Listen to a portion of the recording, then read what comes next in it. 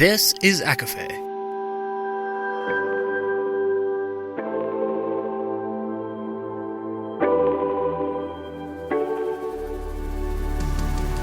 Laura Marie and Jessica Marie proudly present A Court of Fandoms and Exploration, a podcast.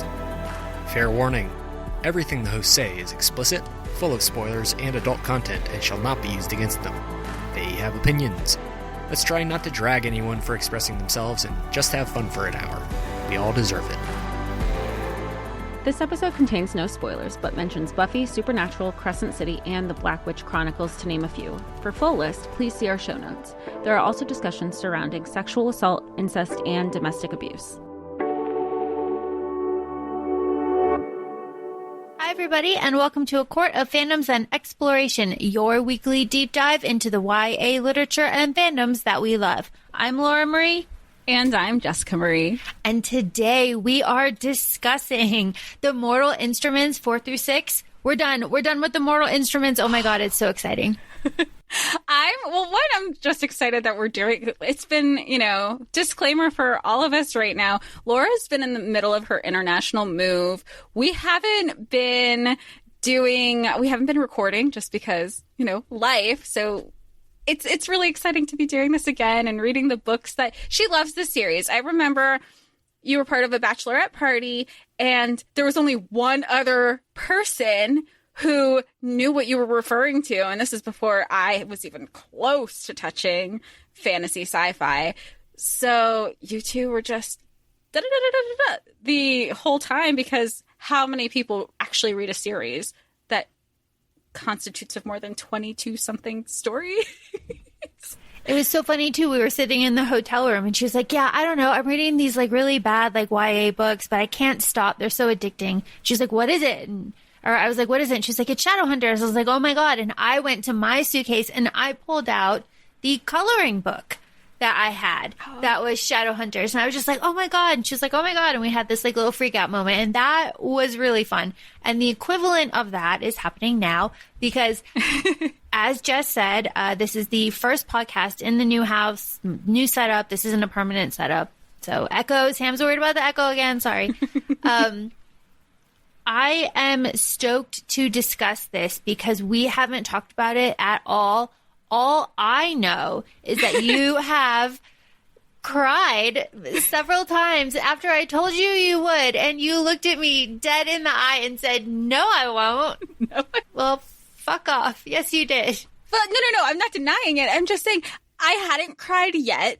I had gone through books 1 through 5, with the exception of 4, and Laura will get into that.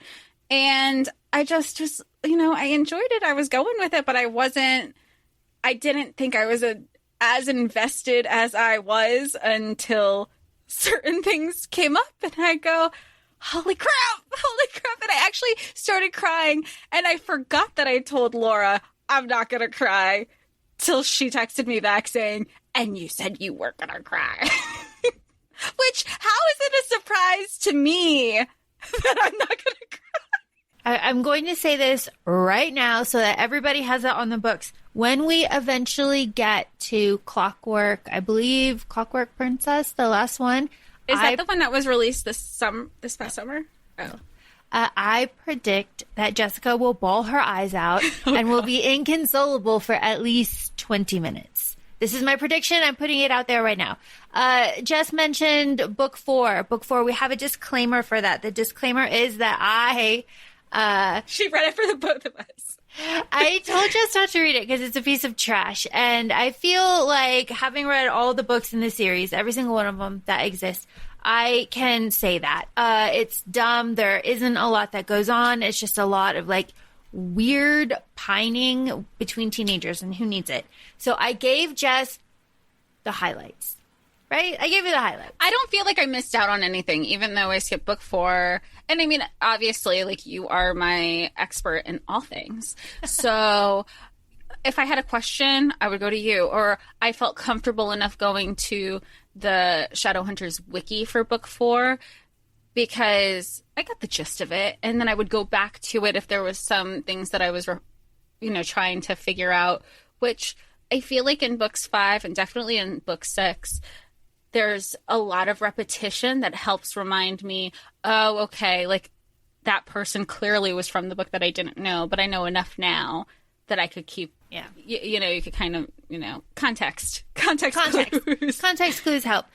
So why did I tell Jessica to skip book 4 besides it being kind of like steaming garbage? Well, it's because the narrator, Ed Westwick, God love him. So Simon is kind of the main in 4, and Ed Westwick, who is not American, trying to do Simon, who has like a slight like Brooklyn accent, right?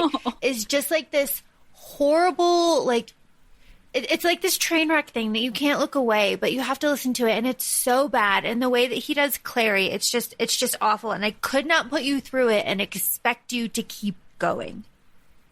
So I took it away. And is it, and I didn't even try to listen to a snippet on Audible. Did he try to Chuck Bassett at all? Yeah. So he Chuck Bassett. That must be like his only, like Karen Gillan has only one American accent, and it's very, and she admits it's very Valley Girl, stereotypical Valley Girl. And I feel like maybe that's Ed Westwick's thing, is his only American accent that he knows is Chuck Bass. Now imagine Chuck Bass in a bad Brooklyn accent.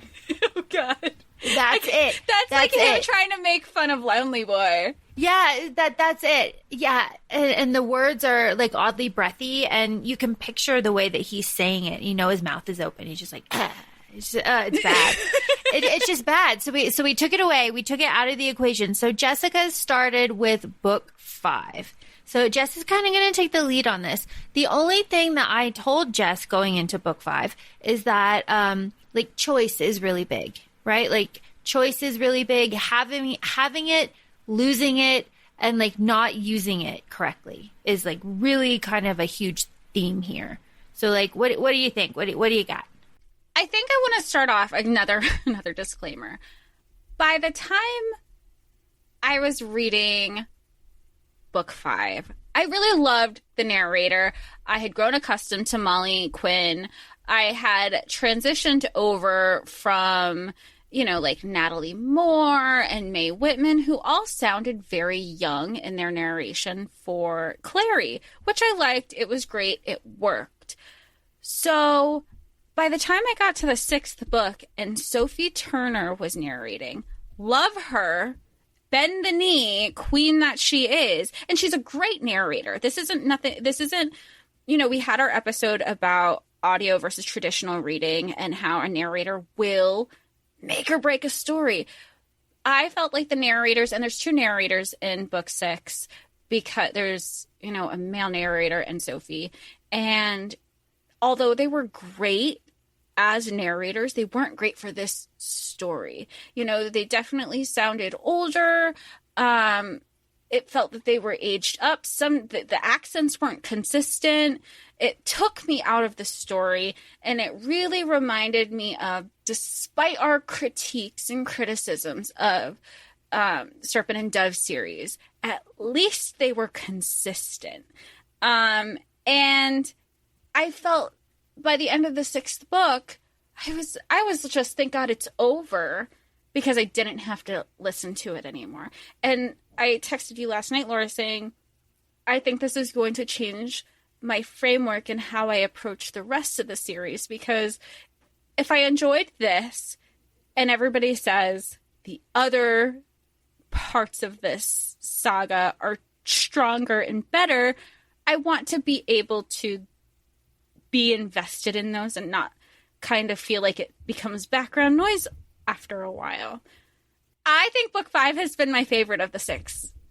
Why? That's random. Tell me why. Yeah, I just feel like there was more meat there. There was more action. Things were happening. It felt very, height of supernatural maybe too. It felt like there were certain things that were happening in book 5 and definitely in book 6 that it felt like if Sam and Dean, before they started hunting after Sam finished college, the Shadowhunters have been kind of laying all the work for the hunter.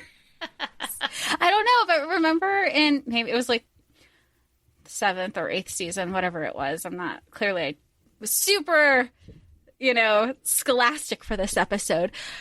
The episodes where Castiel comes into play, then there's Leviathans, and of course we know Lilith from the earlier seasons, and then the angels. Angels are not as that's another thing that they did bring up in the 5th book, is everybody paints this picture of what they think quote unquote angels are supposed to be, and angels are warriors. And I think that's something important to remember throughout the series, because that's what Shadowhunters are. Shadowhunters are Nephilim, and they come from angel blood. I like that. You're like, yes. I love it. Book 5, that's random to me. So book 5 to me, when I think about it, is an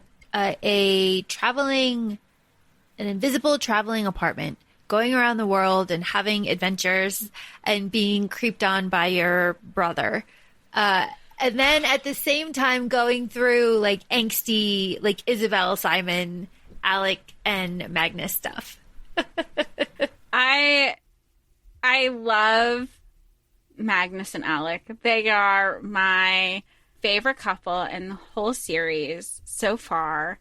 I really like them. I think there was a part in book 5 where Magnus is like, "Did you see that? That's my boyfriend." Like, he's just so happy. He has sequin armor. Yes, please. And then there's a comment, only Magnus. They go, only Magnus, Laura, and myself would have sequin armor. I love Magnus. Regards to like some of the framework that you were saying for this, at first I kept telling you I didn't think that. I felt like I was missing something. They keep popping up all over these places. The whole Sebastian taking over Jace's body, but in a way it was still Jace. It was because there's a quote that says, there's always a choice. Oh, she killed him because she being Clary, she killed him because she had no choice. And it's about Clary and Valentine, and just how Sebastian was saying how similar her and Valentine are. And he's trying to manipulate her. I also hate that he was quoting, granted, this is just like real life, where he was quoting the Bible in a way that would be convenient for him. And that that is very frustrating, and clearly that still happens. And he was using it in a way to justify his incestuous thoughts of his sister. And then later in book 6, he tries to say like, oh, well, I love you. But then thinking about books 1 through 3 and everything that we know up until this point, he doesn't know what love is. He has I don't want to say he has the only emotion that I know that he has is hate and rage, which he clearly has for Jocelyn. He doesn't understand the context of any other emotion except textbook definitions, because he literally said like, oh, I want to share this with you. I want to protect you. I want you to rule with me. I want all these things. Isn't that the definition of love? No. And then he starts quoting the Bible as he's trying to, trigger warning, sexually assault her. I was again listening to the book, and I was on one of my walks, and I screamed. I definitely covered my mouth because I could not believe. But again, he was using literal word verbatim lines from the Bible to justify his actions. And it was just, I can understand, and I know we said this in the initial episode, where people can say, you know what, this isn't my jam, I'm going to put the book down. Because I have you in my corner, it is definitely a reason why, like, okay, I could keep going, or at least understand why. It's one of those things, it's like another book, like when we did Plated Prisoner. There's certain stuff, I don't want to say you need to overlook, but you have to push past to get to the good stuff. Oh, definitely. You have to push past like a lot of bullshit to get to the good stuff, but like the good stuff is so good. It's so good. And like this, I don't know, it's gonna come off as like bratty, but like when Jace and Clary were going around Venice, were you not just like, oh, I was there with them. And then, there are certain things where I think you have to remember they're 16, they're 17, they're 18, they're young. So them traipsing around or them going in somebody else's pool, like maybe it's just how we grew up. But like, how many times do you remember hearing like kind of crashing somebody else's pool or backyard and hoping that they weren't home because it's a vacation house and just having fun? And then there was the one, like, somebody had walked in or came home and they had to run out. There's something, there's a lot of things in book 5 that just felt, like young love. That's what, that, and it's not because they're blinded, where sometimes there's a misconception that your first love, you're young and you're naive and you don't know what it is. I think these are people who keep fighting off demons in like the world. It's not like they're completely naive. Maybe, I don't know. It was just, the sweet stuff was really sweet. When Jace comes back into his own, he had this, like, when they were about to lose she was going to lose her virginity to Jace. And I told, like, that was what he was thinking was what I was thinking. He goes, I don't know how long this would last. And could you imagine if they're midway? Yeah. And he goes in, like, I'm glad that he put a stop to that, even though she's like, I don't care, bitch, you care. Like, this isn't, Dr. Jekyll, Mr. Hyde. So, okay. So one of my favorite things about Shadowhunters, I have a lot of favorite things about Shadowhunters, but one of my favorites is that it's known throughout the fandom that Jace Herondale is our safe sex king. Don't let any man out there tell you that he can't wear a condom because he brought a condom to hell. Always ready. He's ready. He's ready. Herondales are prepared. He brought a condom to hell. It is the end of the world. And he's still like, wrap it up. He's like, we doing this? Like, let's go. It's amazing. It's amazing. Jace Herondale, we love you for a lot of reasons, but like that one is so high on the list. So let no man tell you that they, they can't, because, it was done in hell. So fuck off. It's just so amazing. I love it so much. So there's a lot of controversy, obviously, around Cassie Clare in these books. We talked a little bit about it in the beginning of our first episode. The controversy kind of around these last ones, as far as I can see, is that it kind of like hypersexualizes its characters because they are like skewed young, and there's a lot of like kissing and touching and pining and like skin descriptions and stuff, and people get upset about that. But that doesn't bother me, because when I was 16, I was looking for stuff like this. Not only that, some of us were doing, I don't know, 16, 17, I was definitely at least making out with boys. And yeah, it's real. It suits real life as far as I'm concerned. And even when I think of, whether it was moments between Simon and Izzy in bed and just like spooning or cuddling or just like over the clothes action, it was still done and written in a way that felt young. Right? Or even when she was writing Clary and Jace's first time together in hell, mind you, I didn't feel like it was steamy. I felt like it was realistic, and she focused more on the emotion. She was like, skins were touching. We were as close as two people could be together. But she focused so much more on the emotions. And again, this goes back to that young, new love. And also, end of the fucking world. Yeah. Yeah. And poor Alec, always walking in on his sister. He's like, my eyes. Stop, what are you doing? Oh my God. Okay, so that's really great, because, like, you love Isabel. I loved her. So Isabel, over these books, so how do you still love her? Yes. I hope that doesn't change. Oh, and, I don't know if it does, because maybe I was just like, oh my gosh, thank God the 6th book is over with because of the narrator. And I'm not going to look at the screen because I don't want to know if I see them later. Oh, maybe. Will Izzy come back in a future saga? I have the perfect example. Okay, so in ACOTAR, the first four books of ACOTAR are Feyre and Rhys. Right. And then ACOSF is a switch. Right. But Rhys and Feyre are still there in the background. Okay. Same situation. Okay. I like her a lot. She's gotten stronger. And what I think is something that I don't think people talk about enough, that she becomes more vulnerable in sharing her emotions with others outside of her family, because they always say, like, she's the strongest one when it comes to somebody she loves. Don't fuck with her. But she lets others see that side of her. And I think, I think it's not discussed as often that showing your vulnerability is a strength within its own.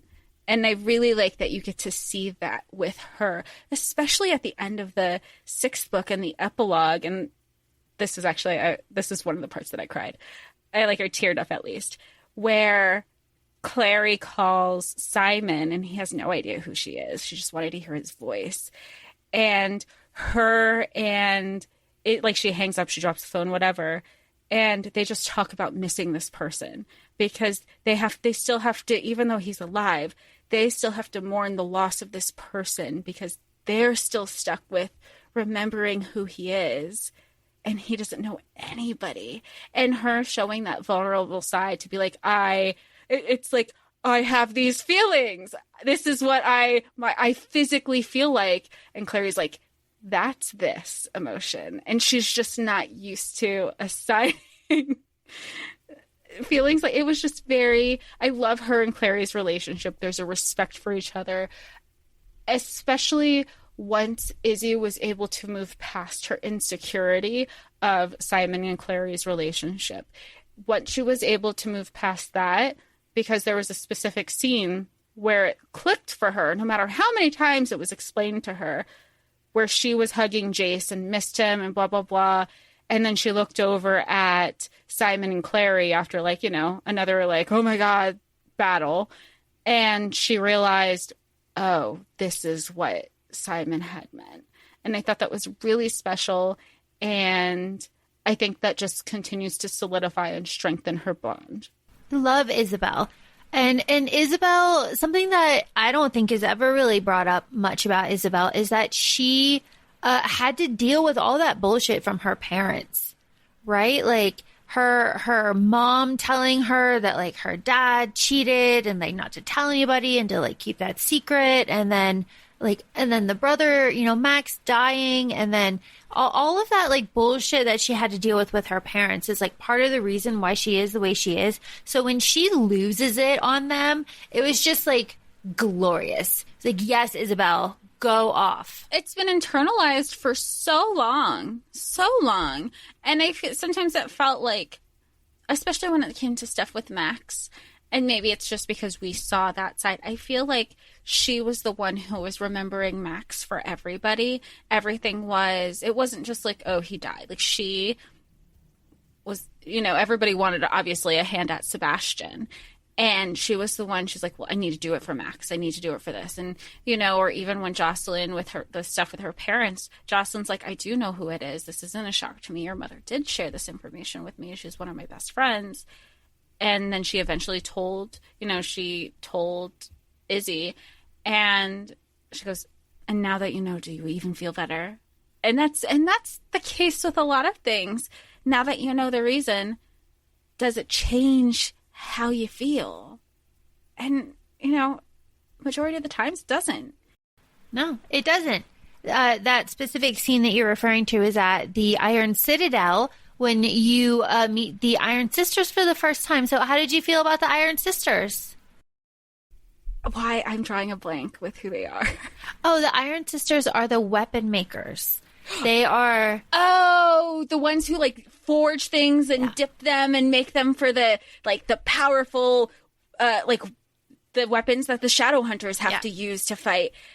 I don't know why I wasn't expecting something that felt like this is just feels like a hodgepodge of like past and present and medieval, like in a not like past as in like medieval aspects of this, and even further, obviously biblical times, especially with all, you know, between like angels and demons and runes and, you know, marks of Cain. I wish I remembered more. I'm sorry. No, it's fine. I like the Iron Citadel. That's where Tessa has been this whole time. It is a place of like research. Only women can go there, and they are like the sisters to the Silent Brothers. I like the Iron Sisters. They play like this whole thing. So in book 5, in book 5, there's like the final big battle where we see the Endarkened become made for the first time. Do you remember this? Yeah. Keep going. The thing, the Endarkened is the sword. The Endarkened are like the like dark Shadowhunters. The ones. Yeah, okay. The With ones that Sebastian was making. Yes. Okay. So the thing that I really like about these books, and like all Shadowhunters books, like in general, is that like everything happens. Like there's fade to blacks on like certain things because it's YA, like sexual aspects. But like when it's like, oh my God, is he gonna do it? Is he gonna make the evil soldier? Like, yeah, he's gonna make the evil soldier. He's gonna make like 50 of them. Like, yeah, he's gonna open a portal to hell. He's gonna make it huge. He's not doing anything half-assed. Yeah, no, not at all. Which I will say, with the Endarkened, it was something that they had to constantly remind the Shadowhunters that, like, there's I can't remember if it was book 5 or 6, but when it was book 6, where they go, I smell blood, but it's tainted somehow, because, you know, you could scent they were like, it's human, but it's not human. So that must mean it's Shadowhunters, but they're not Shadowhunters, because the Endarkened had taken over the Nephilim bodies, but they're like evil Nephilim now. But this goes back to the whole from our initial Shadowhunters episode of don't listen to Sebastian. The second you start listening to Sebastian, he has such a commanding power over people that you start believing what he's saying. And that's what these followers did. Like, yeah, he does make sense. Who does look out for us? And I mean, and then of course it's just like one big power trip because Luke's sister is one now. And that's the main one that they kind of use, kind of like in a way his second in command, Sebastian's second in command, because he knows the emotional attachment that everybody has on her. He knows his enemy's weakness. And that's not a weakness for him because he essentially doesn't have any emotion. He doesn't understand that attachment except when it comes to Clary. And I feel like with Clary, like you were talking earlier about how Sebastian like doesn't understand certain emotions. Like he doesn't. He has like hate and rage, like you said. I also think he understands like jealousy, and he understands like want and like possessiveness maybe, but not love. He's beyond that. But with Sebastian, like he's kind of just following like Valentine's like master plan, right? He's got, you know, Amatis as his second, like just like his dad who had Luke, and then he's got this army. They're gonna go out, you know, do whatever, and it's like Sebastian. And I think Jocelyn talks about it a little bit in book 6 when they're in Edom, but like Sebastian just like needs all of this like constant kind of like this need to be obeyed and like adored. So he just like went out and like brainwashed a bunch of people that he knew would hurt other people the most, and like made his army out of that. Because it's like every dictator in history. Yeah, just like everyone in history. So it's just like, it's crazy. And like, you were saying you like book 5 a lot. I like book 6 for a lot of reasons, but I like book 6 because of Emma. We have our first real introduction to the LA, everyone from LA. We get a little bit of it in book 5. And I say that because we meet Aline and Helen, and I think Mark very briefly in book 5. they're just mentioned like in passing, and they have a brief conversation, I think, with Isabel. But in book 6, we get them, and I love them. And I love Emma and Jules' relationship. I love them so much. It's fantastic. And so it's Emma. Let's see if I can get all the Blackthorns. So we have Jules and Mark and Helen and Ty and and Ty and Lydia and Tabby and the other girl. Oh my god, it's gonna bother the hell out of me now. Shit. Anyway, I got most of them. There's so many Blackthorns, and we love them, and there's so much. And I think I told you briefly about what happens to Julian, about him and his father, but like now you got to witness it, and it's so hard every single time. I love Julian. I love the Blackthorns. I love the Carstairs, and in book 6 we get a lot of Brother Zachariah and what happens to Brother Zachariah, and we get Tessa. And I just love them all so much. They have such like this deep seated like place in my heart. And then we get Magnus, and I want to talk a little bit about just kind of the tragedy of Magnus. And you and I talked about this before, and that tragedy of Magnus being like. This is the book 4 backstory, like when you were giving me the book 4. Okay. Yeah, it's like book 4 and a little bit of book 5, a little bit. But right. So with Magnus, like Magnus is immortal. He will live forever. He says this. He doesn't talk about his past. He is very old. And I don't know if you've picked up on this, but he lies about his age all the time. Right. So like whenever someone asks his age, he'll be like, well, I'm 400 years old. And the next time he'll be like, I'm 2,000 years old. Like he doesn't keep it consistent.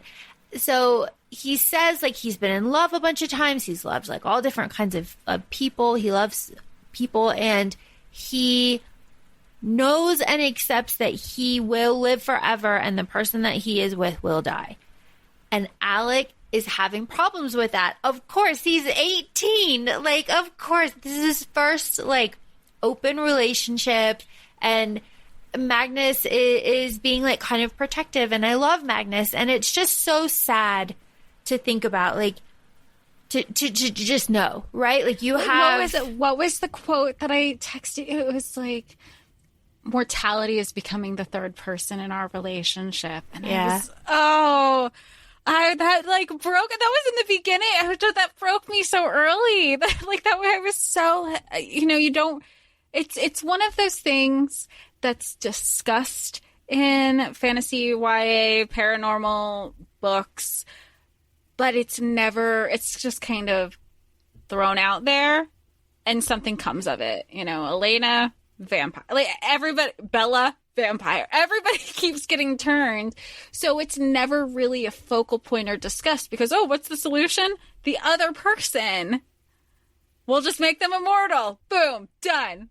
Let's keep with the storyline. So it was really interesting to see one of the relationships in a series not go that route. Yeah, like discuss it like not openly, not at first, but like kind of put it out there and have Alec struggle with it. He talks to Camille about it. He, tries to figure out ways. He's tempted. He's very tempted to... Which is ultimately the reason of their breakup. Exactly. And then everything that happens in Edom and, oh my gosh, everything there. And I love their relationship. I love their apartment. I love the way that they are together. They're just wonderful. And it brings so much joy. And like people, that is the reason, like they are the reason that people watch the TV show. Are they good at how is the because I know you said that the TV show kind of skews away from the book, so it's not really as enjoyable as certain episodes are, but I didn't know if they're at least consistent. Yeah, I haven't watched beyond the pilot as instructed. They're pretty consistent, but they have chemistry. They're beautiful. They fight and they make up, and it's great. It's great. I adore them. Yeah. So much. And I think we knew if you're listening to this episode, we had our initial episode with books 1 through 3. Laura had spoiled for me. Oh, this is a spoiler. So, I mean, Laura had spoiled for me that they are together in the future. Future, not just like, oh, we're in book 5 and 6 future. And even knowing that, I was so upset in their breakup.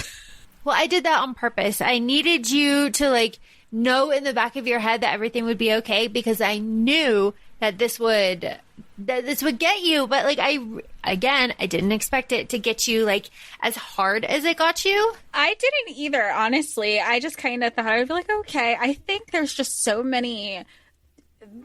I think part of it's probably because with their relationship, it's the most real of everybody's, and there's a lot of humanity and a lot of justifiable reasons.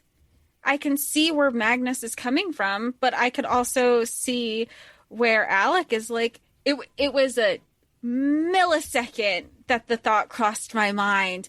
Obviously, I wasn't going to make that decision for you. So that's the other part of it where I go, Magnus, you're being a little dramatic. Like he's the first person who will be like, I've lived forever. I've seen it all. So but you later find out like this is his defense mechanism. He's trying to find any little reason to push this person that he loves away.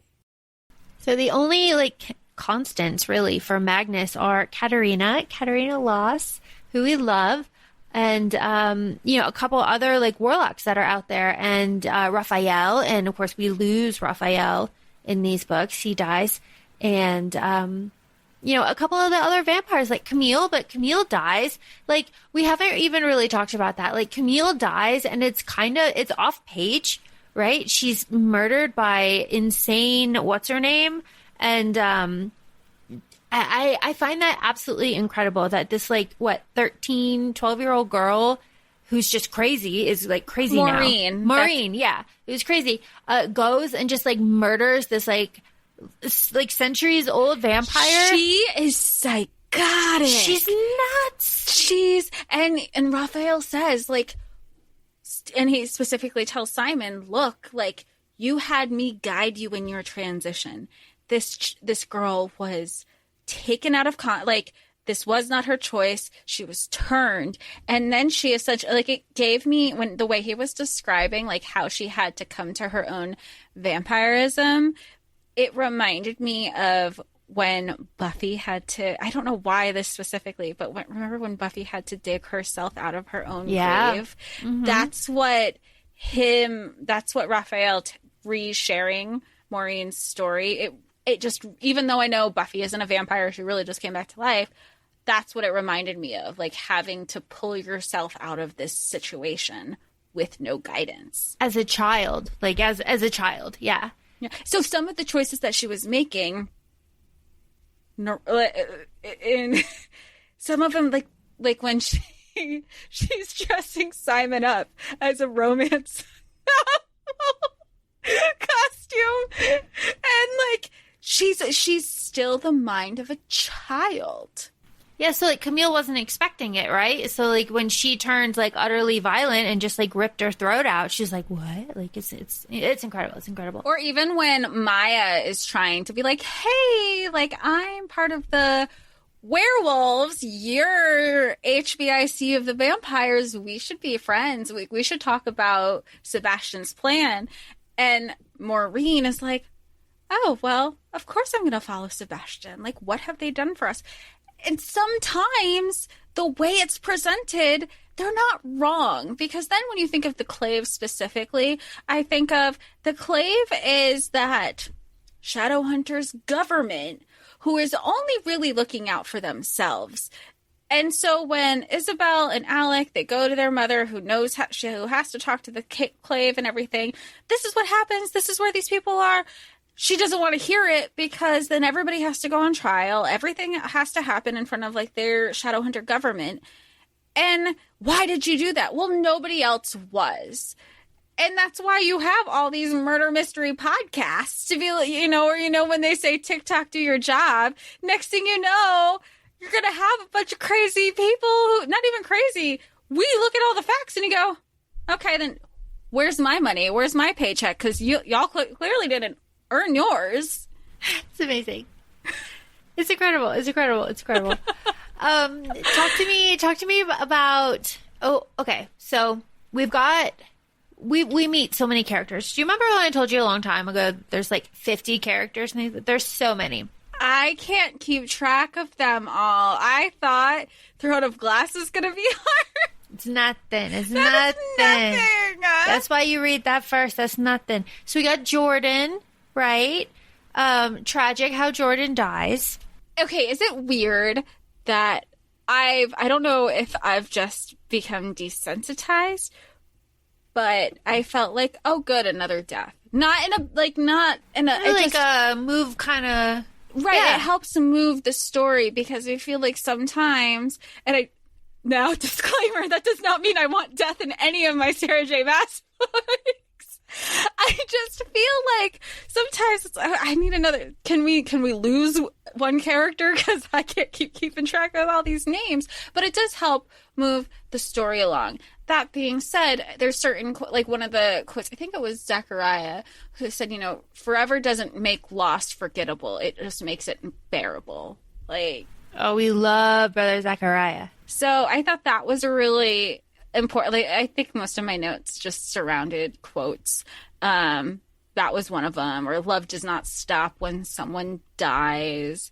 I think it's a lot of death focus in these books, and maybe that's just skewed. Maybe that's kind of what I've just been honing in on because of this past year. But I'm just more aware of it.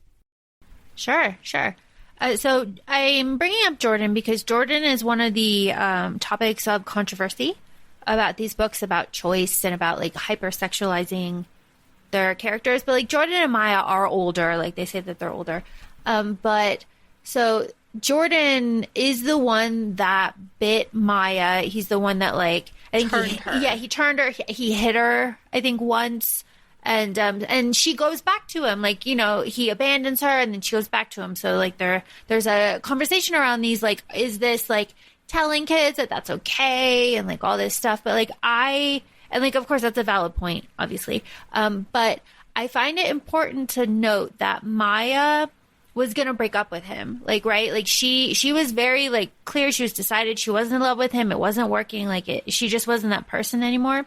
And then, the book does all of them actually do a good job of introducing the Praetor Lupus, what its purpose is, and like what Jordan does there to like make up for everything that he did, and that he was taken to the Praetor like immediately after that happened, and like and then is it toxic that he saw her name in the report and like requested to be on like all that stuff.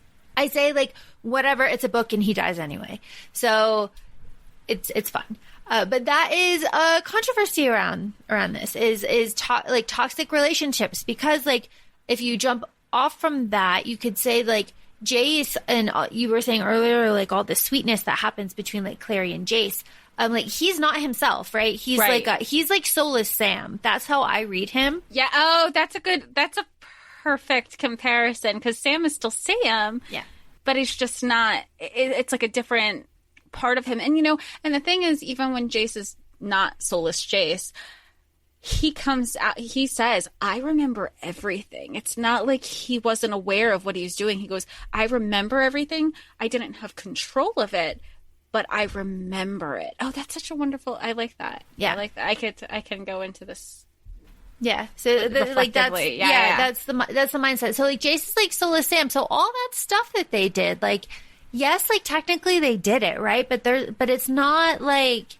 I like how, and this is the perfect thing that I do enjoy about Clary.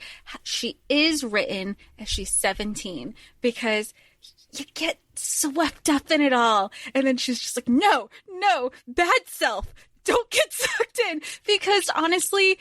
Same. Like we've all, I always say like we've all done, there are a lot of people who've been in situations where you kind of, everything's rose colored glasses sometimes, and you forget, she's, bigger picture, because you know what? You're 17 and here's the person that you love, but it's not the person that you love. And when the good things are happening, everything kind of gets pushed aside.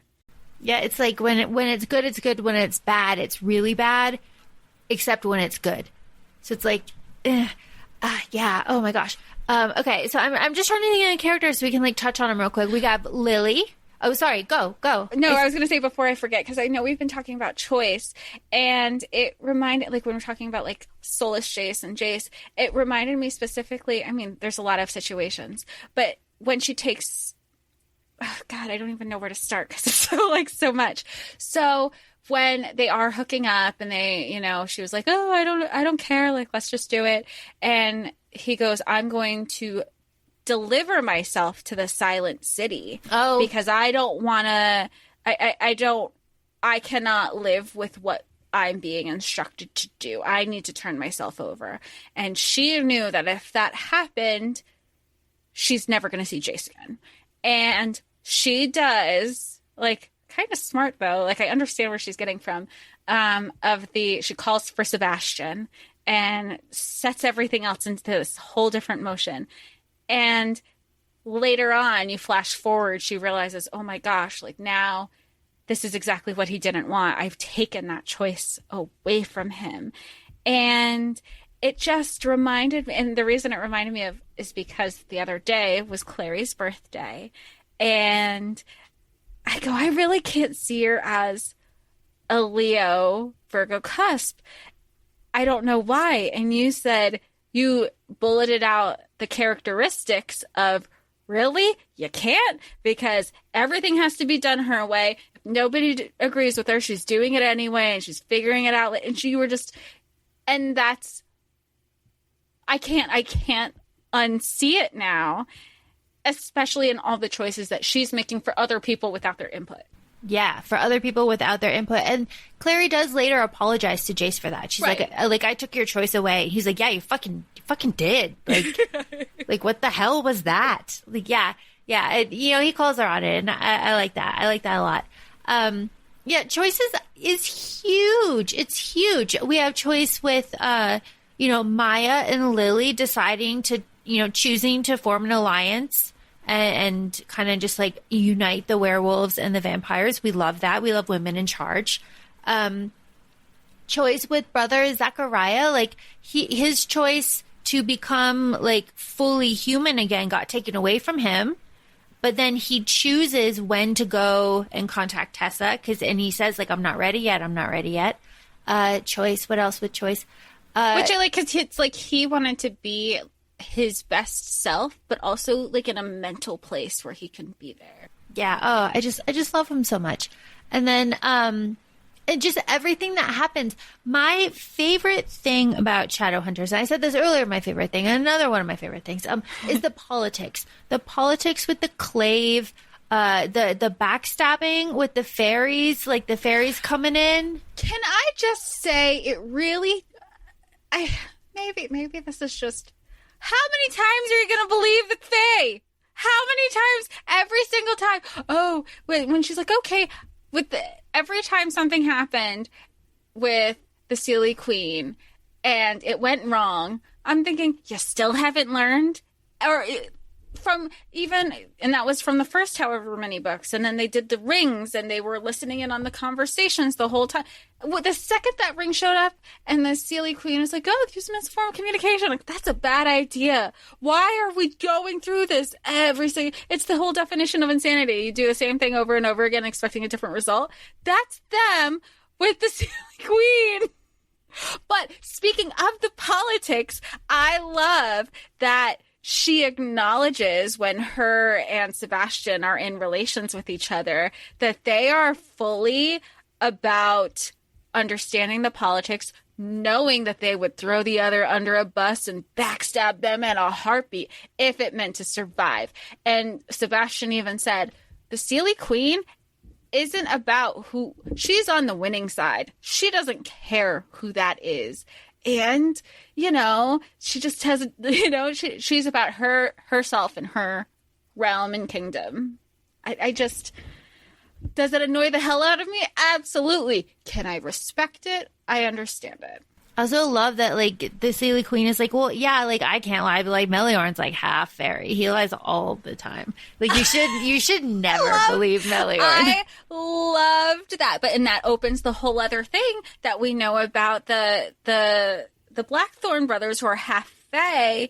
And, like, even, not just, like, even the, why can't I remember her name? Not Emma. Yes, Emma. Who's Helen? half fae? Helen. Helen. Mark and Helen. Right.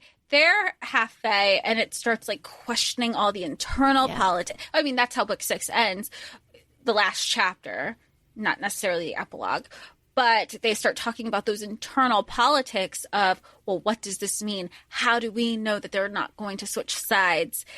And, you know, I not that I think that they would switch sides, but it's like when you have to pose these, you know, being devil's advocate questions, because when it comes to bigger picture, you need to be having questions from every angle so you can be prepared. And that's why nobody, I say nobody as a general term, is prepared for certain things, because if you have a bunch of yes men around you, you're not going to get a different point of view to say, yeah, but what if? You need the what ifs to help be prepared. What's that expression?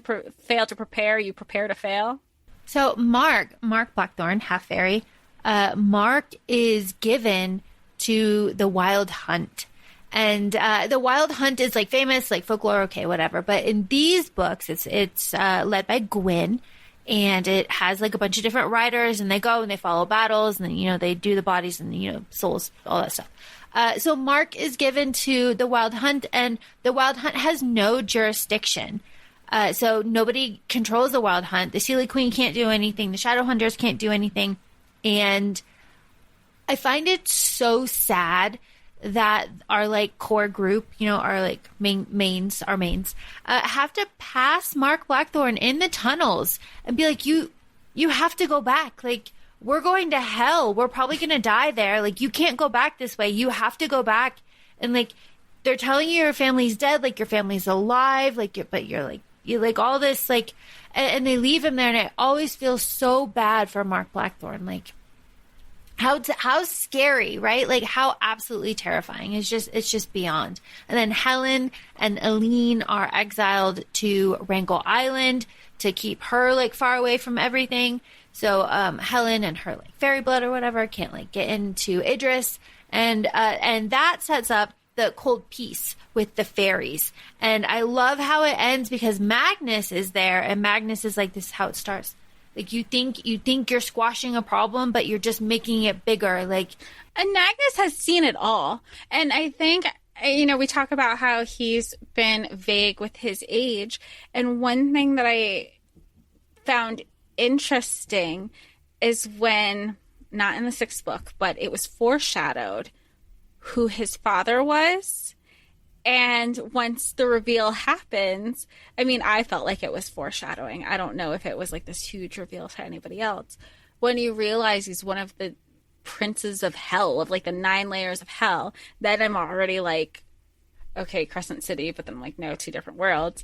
But it immediately, okay, now you know, like, he's not just old, he's old. And he's seen war and politics and, you know, just human interaction in every capacity and in different realms of it, because it's not just like, oh, the human world, because now we know that there's, like, a demon realm and that they're able to transfer through, like, different portals, and it's just like this whole bigger thing. It is. It's such a huge universe. Like, oh, there's just so much going on at all times. It's just so fantastic. Oh my gosh. I'm trying to think of, like, highlight points. I want to know the points that you cried. That has been just killing me. So please tell our dedicated listeners, when did you cry? Okay, so I cried I sent you a video in the end of the 5th book, in the epilogue, of Simon and Magnus breaking up. Just that's when I was like, I did it. I knew I loved them. I knew they were my favorites from the beginning because I even re-listened to when we were editing the first episode. Magnus and Izzy are still like my top 2. Love them. But all three were Simon related. And I feel like how I was in Empire of Storms, where I sent a reaction video. I can't remember if I uploaded it to TikTok or not, where I'm just sobbing and I go, if you told me I was going to cry over the fucking witches 6 books ago, that's how I felt in this. Oh, and that's appropriate. It's the 6th book. That's how I felt with this book. If you told me back in book 1, and I, like, again, I was talking so much shit about so much shit, and I cried with the Simon giving away his memories, and it made sense. Like, I understand and when he said, I'm immortal, take my immortality, it also made sense because how Magnus said, basically because he was so old, he would just turn to ash immediately. Simon's like, look, I'm not old. Like, this is going to be fine. Take my immortality. I didn't want it anyway. This could all work out, you know? And I respected him. It was another thing that I respected him for. Just like when he said he turned himself into Raphael with the Mark of Cain and did all the things. He's really stepped up. He's really stepped up. I respect. So then that was the first one. The second time, it was all at the end when, and I had said earlier in this episode, Clary calls him and like, she was just like, who's your best friend?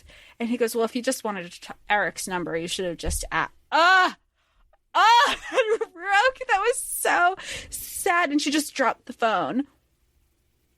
The picture that I sent you before we started recording was when they go to school to be like, hey, my mom's getting married. You don't know anything about us, but you used to be this important person in our life. And he's like, I'm sorry, I don't remember.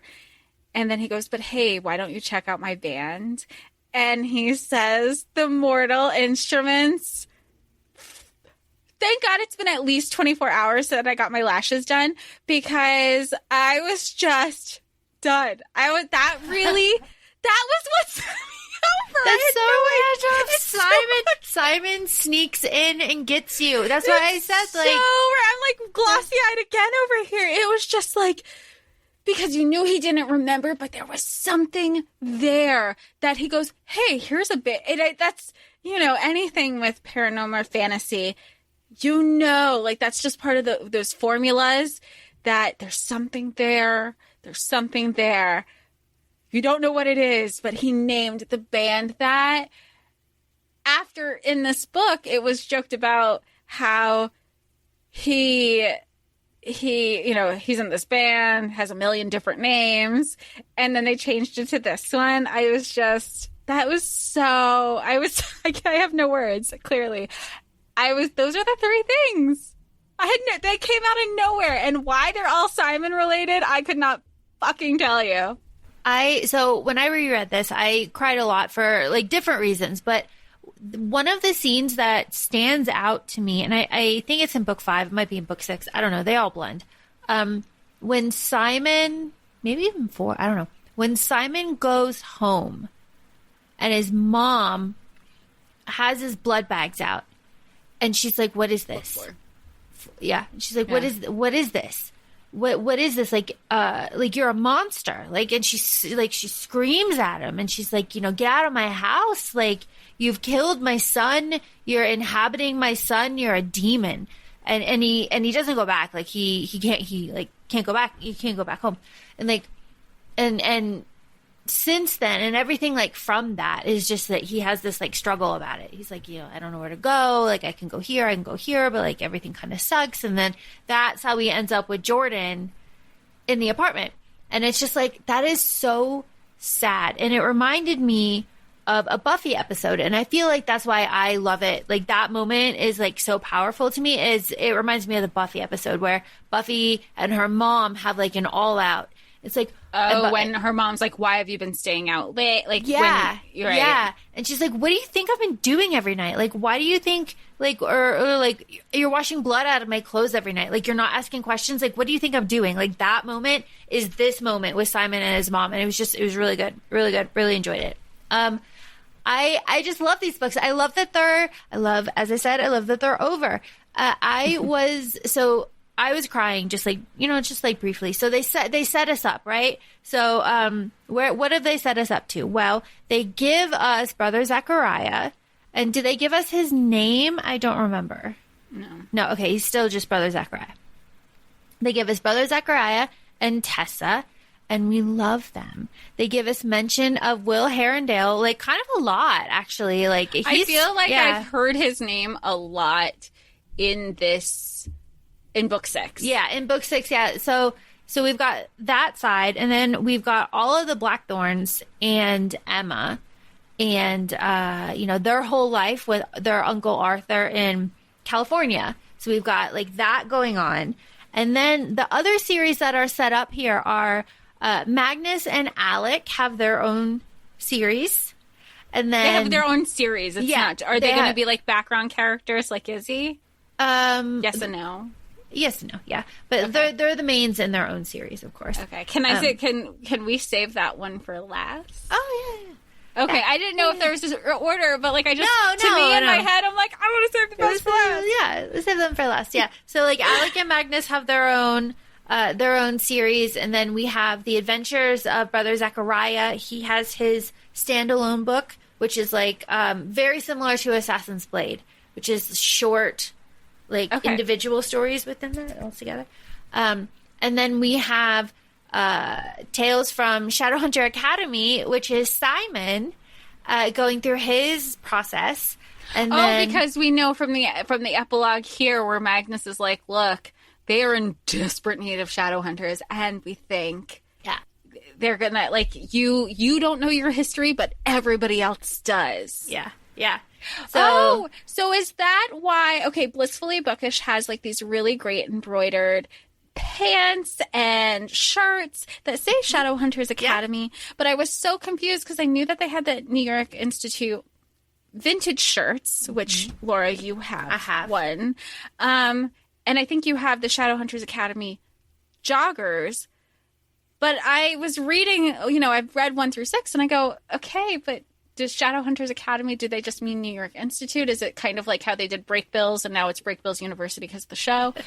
And I didn't realize they're two separate things. I thought they were just like renaming it for like a rebranding it thing in the fandom. They are two separate things. Yeah. So cool. Tales from Shadowhunter Academy is a standalone, but it focuses on Simon.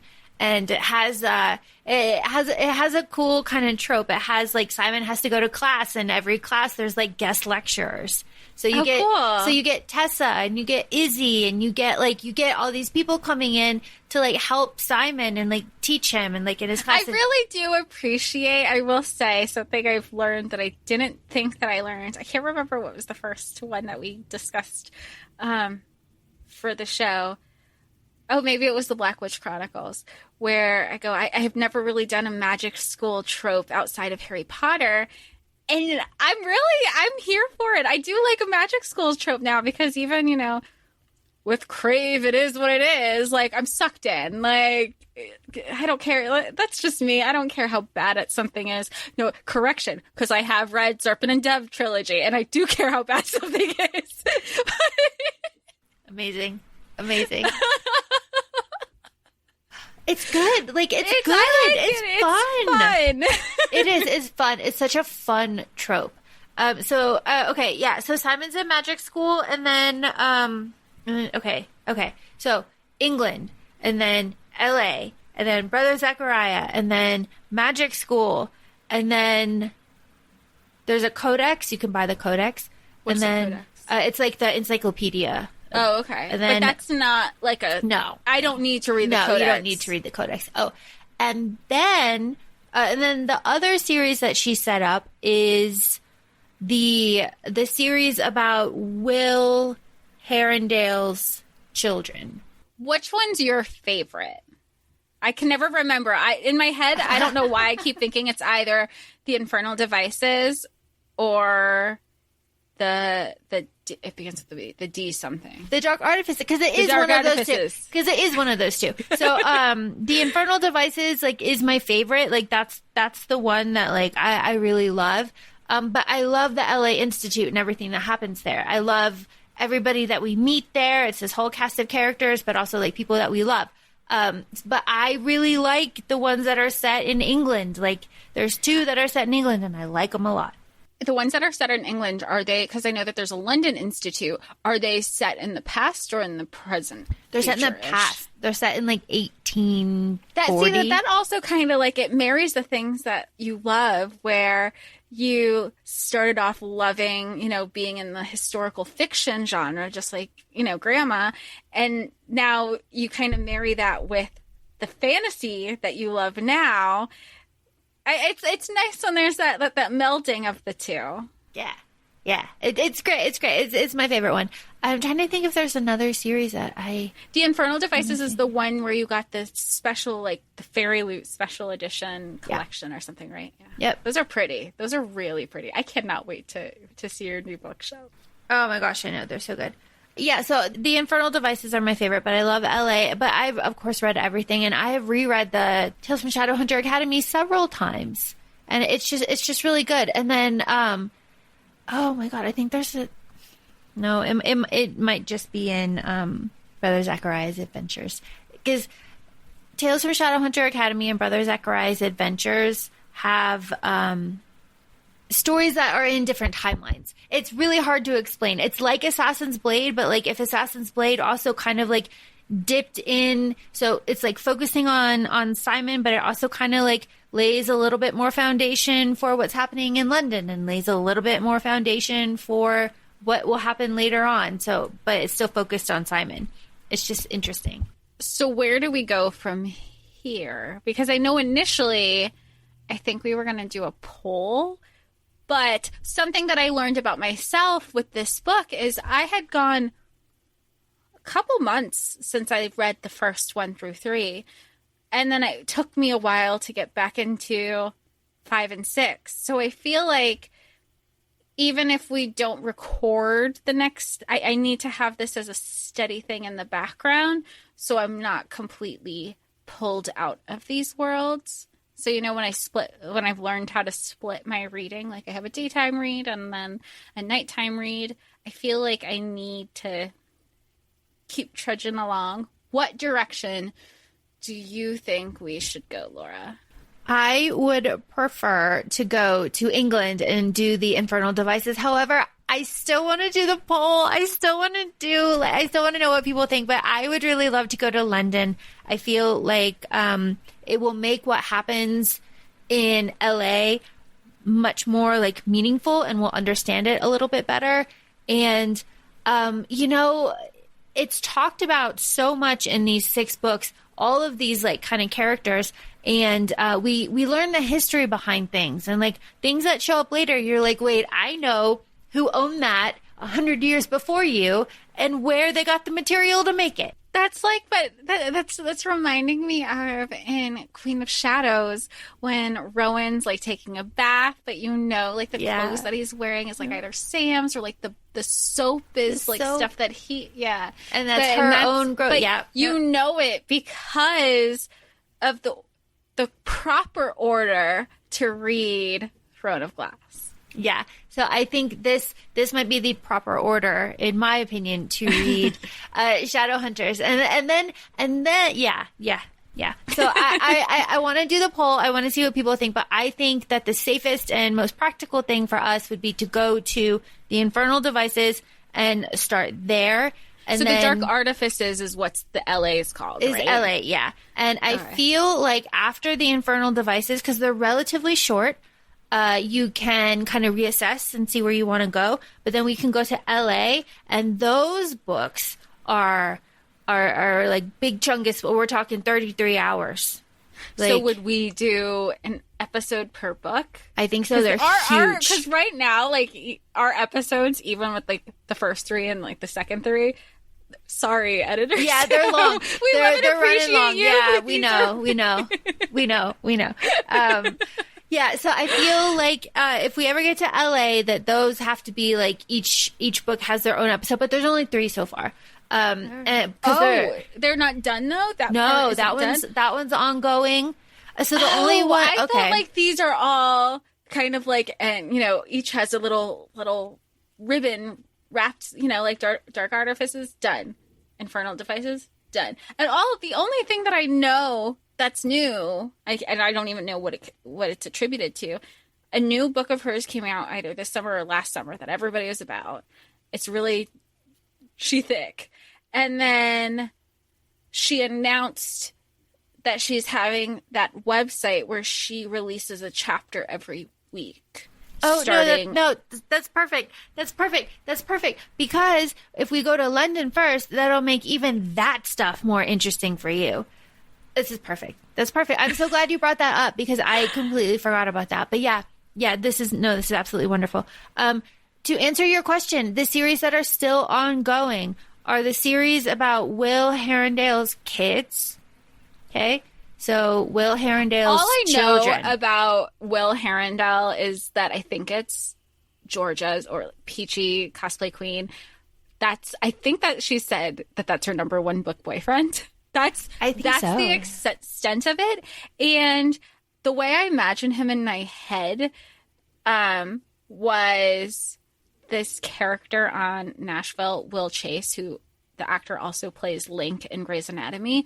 That's how I imagined him, just from his name alone. And that's because I rarely look up fan art because for things that I don't want to be spoiled. I like to think that I'm smart that way. You are. Because, like I always say, I go, do you have fan art for me? And I did that with most recently Plated Prisoner. I said, I don't want to ruin anything. And then you screenshotted me something that Rosie Thorne said. And it even said, no spoilers, which was lovely. I love that book so much. I want to talk about it, but that's a different thing. I just don't like looking at fan art. I don't want to be spoiled. I think everybody who does listen to our podcast knows my excitement when I'm not spoiled. I like going into things blind, more or less. Learn that. I mean, what's the Manor book? The one that was all I knew. Like we were talking about it before this episode. Rooksgrave. Yeah, Rooksgrave. Went into it blind. The only thing that I knew was that it was banned off Kindle Unlimited in the UK. And I told Laura, I go, well, if it's banned, I'm going to read it. I had no idea what it was about. I had no idea what it's about. I'm only not even on page 75 or something. And I go, oh, I should have known better. Didn't, but I it's all good surprises. As long as it's not a bad surprise in my life. That's what I got going for me. Nah, you'll like it. I'm trying to think. Okay, so Infernal Devices is done. Complete. The Last Hour is about Will's kids. Ongoing. That's the book that came out last summer. What's that series called? That series is called The Last Hours. Okay. Yeah, The Last Hours. And those are Will Herondale's kids. Yeah, that's Will Herondale's kids. Do not tell me who no, he's I would married never to or whatever. Okay. Dream of it. Okay. And then Brother Zechariah, that's a standalone.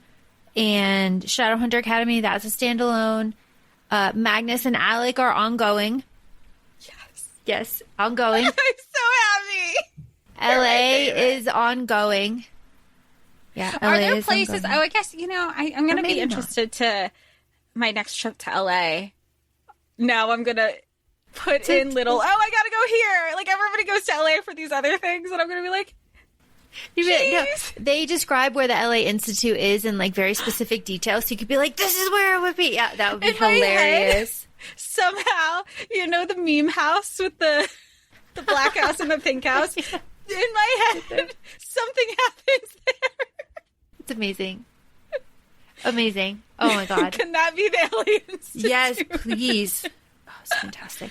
Or, now that you say institute, like now I'm getting warehouse vibes and I'm thinking of Soho House, downtown LA. Ooh. It's very industrial. I don't want to say anything. I don't want to spoil it. It's so lovely. Don't. So lovely. How excited I get. And yeah, okay. So I would really love for us to go to the completed series, The Infernal Devices, about Will Herondale and his adventures set in like Edwardian England, Victorian, Edwardian. I don't know. It's so good. It's so good, and it's with characters that we have already know and have already met, and that will be a fun little surprise. Yeah, and we are running long, and we know this. So, Jess, what is your takeaway of the Mortal Instruments? Like, you're done. You can move on to the golden pastures now. I'm excited. I'm happy. I'm glad that the people that I like, their stories continue. Mm-hmm. That's kind of like, as long as I know that about, and knowing that Izzy has drop-ins, and then I have Magnus and Alec, I'm happy. I don't need to know anything else. Yeah, it's so good. Except for like Soulless Jace is like Soulless Sam, so that must mean that that's the hottest Jace. So. Hottest version. So good. Yeah, Shadowhunters, I'm so glad to be done with this series because, like, it's not great. We all know it's not great, but I feel like, do we talk about, there's not going to be any, like, talk of incest in the future ones, right? Like, that's it? We just got it for here. Oh, God. Other people have said that there is, like, something weird in the one set in England, but I can't pinpoint it. I think it's just that, like, it's England, so everybody's like kind of close. Do you know what I mean? Like, okay, yeah, but it's not as black and white as this is. Oh no, it's like, oh, that's my own. Yeah, thing. no, it's England. It's like, everybody's like a second or third cut. Well, technically, if we want to go down to like the science part of it, everybody who has blue eyes are technically related. Yeah, so there you go. Oh, fun. Science for you. Science for you. Science fact, science I'll find fact. the link and I'll put that in the show notes. Show notes. Yeah, no, there's this girl that I follow, and she said that there's like talk of incest in one of the other ones. Maybe The Last Hours, but well, there's also incest in like the U.S. So yeah, but like I can't. Not that we're like here promoting it or. Yeah, no, I can't think of it off the top of my head. So like obviously it's not like glaringly obvious. Okay. So yeah, so like whatever, who cares? They're good. All the other books are good. These first 6 are not great, but they are good enough to get some emotions out of Jessica and good enough to kind of talk about it. Launch a failed.